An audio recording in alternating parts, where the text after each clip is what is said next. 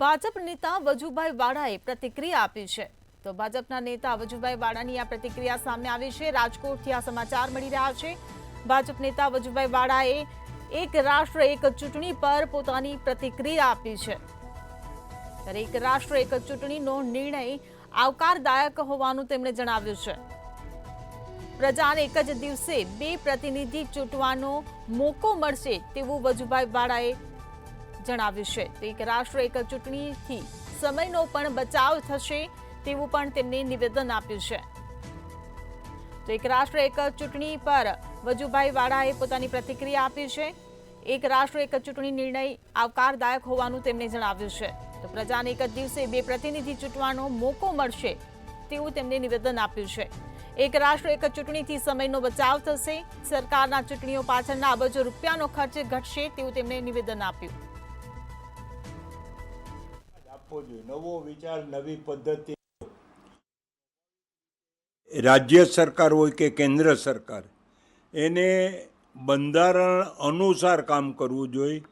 બંધારણની વિરુદ્ધમાં કોઈ કામ ન કરવું જોઈએ।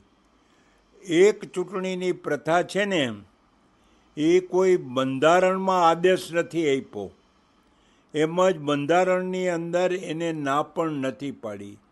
આ જે છે ને એક વ્યવસ્થાનો ભાગ છે।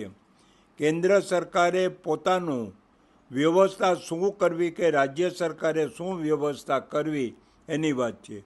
આ વિષય ટોટલ કેન્દ્ર સરકારના હાથમાં છે। કેન્દ્ર સરકાર જે નક્કી કરે એના માટે ચૂંટણી પંચ એના કાયદા કરે અને એ પ્રમાણે કાર્ય કરતા હોય છે। તો કેન્દ્ર સરકારે આ લીધેલો જે લીધેલો સિદ્ધાંત છે એ ખરેખર ખૂબ જ આવકારદાયક છે। 1960 પહેલાં જે 2 કે 3 ઇલેક્શન થયા ત્યારે ધારાસભા અને લોકસભાના ઇલેક્શન ભેગા જ થતા હતા।